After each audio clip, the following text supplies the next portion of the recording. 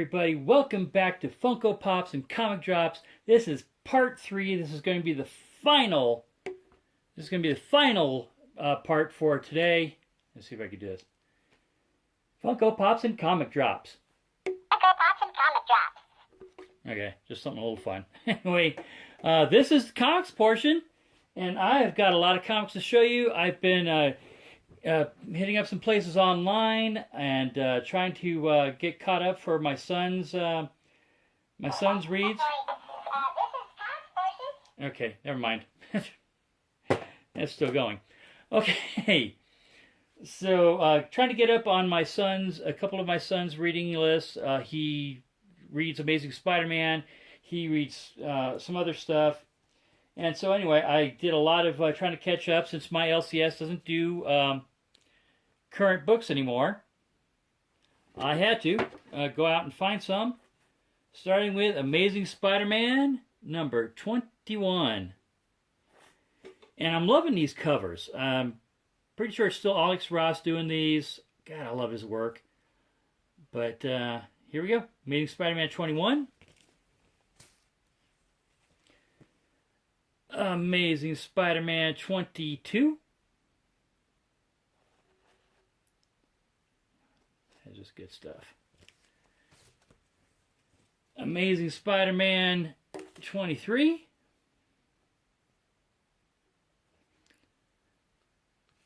See, I need to ask my son what's going on in the story. Of course, he'll be able to catch up now. Because that's Gwen Stacy. Isn't she dead in this universe? Or is that Spider-Gwen? I don't even want to know. Okay. Amazing Spider-Man 24.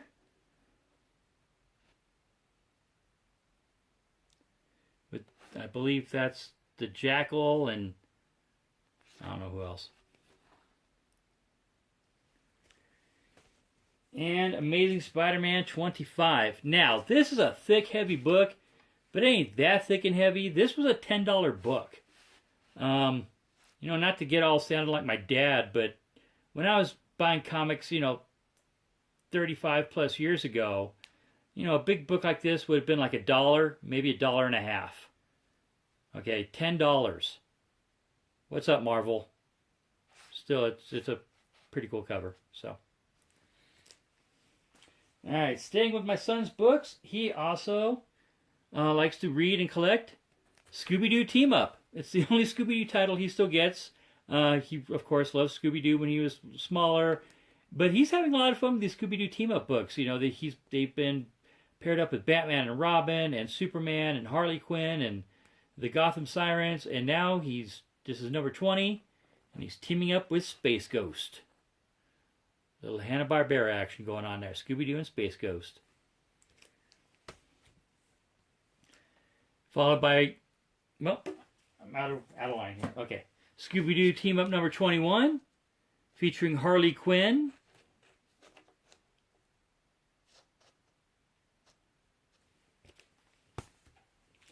Scooby-Doo Team Up 22 with Frankenstein Jr. I used to really like that cartoon, actually. Scooby-Doo Team Up number 23 with Quick Draw McGraw, or, as is otherwise known, El Kabong. I like that cartoon too. All right, put in the comments, what was the name of Quick Draw's assistant? Do you remember? I'll tell you at the end. All right. Unless I forget. And Scooby-Doo Team Up, we got number 24, paired up with John Jones, the Martian Manhunter. It's got some pretty cool team-ups going on. I might have to read these. Okay. Then I also found some other stuff that I figured my son would like, and I'll put them away for a while. And I'll give them to him for rewards or whatever. But obviously, Joshua loves Spider-Man. So I picked up What If number 7. What if someone else besides Spider-Man had been bitten by the radioactive spider? I think that's like the longest What If title out there.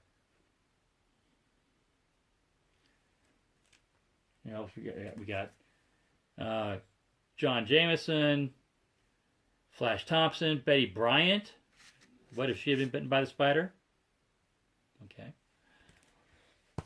Okay, what if number 30? What if Spider-Man's clone had lived? Now again, this is where I fall short in Spider-Man knowledge. I thought the clone did live. But then I heard there was more than one clone. So did one die? Did they both? I don't know. Tell me in the comments. Catch me up. Then we have what if number 46? What if Spider-Man's Uncle Ben had lived? Now, when you think about the origin of Spider-Man and what happened to Uncle Ben and how that drove him to being a hero, that's a great question. What if Uncle Ben had lived? Would Spider-Man still be wrestling on TV? Would he be heavyweight champion? Would we be seeing comic pair-ups with Spider-Man and Hulk Hogan? Probably not. Probably not Hulk Hogan. But it is possible. It could have happened.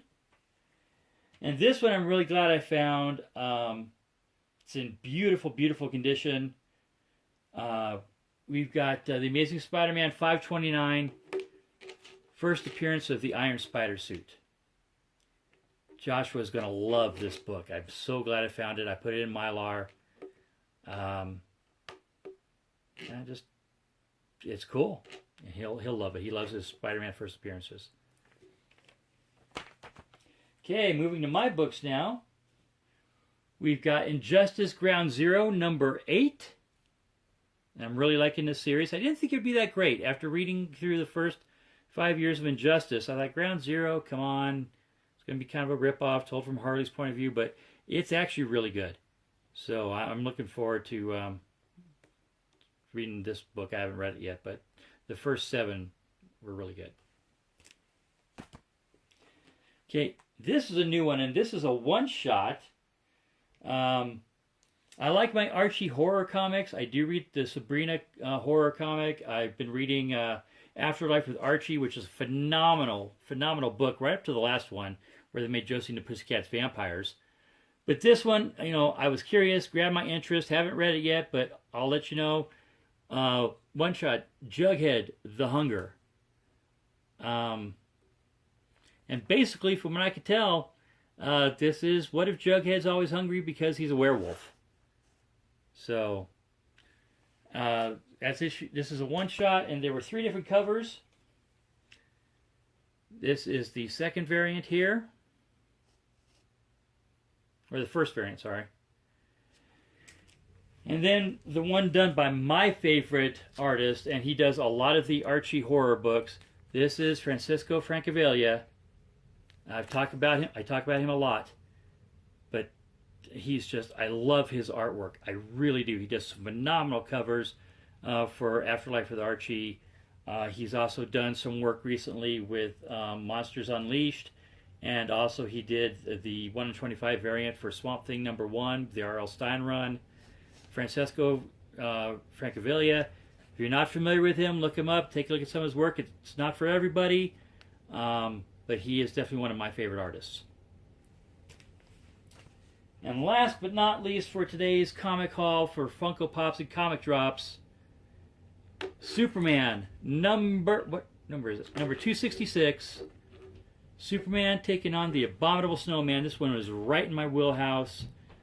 Thank Christian Collins. I believe he was the one who got a copy of this and showed it, and I'm like, I have to have that book. Cryptozoology, you had to have it. And if you got the Abominable Snowman on the cover, it had to be mine. So ending this with a little Silver Age goodness. That's the end of part 3. Funko Pops and Comic Drops. Thank you all for watching. Thank you all for sticking around through 3 parts or coming back for parts 2 and 3, whatever you did. I just want to thank you all. Please feel free to subscribe if you haven't. Like the video. Don't like the video. Leave me some constructive criticism. Whatever you want to do in the comments, just go ahead and say it. And hey, I am working my way up to a 200 subscriber contest. I should have some pretty good stuff. Help me out. Help me get there. Good night, everybody. I'll talk to you all soon.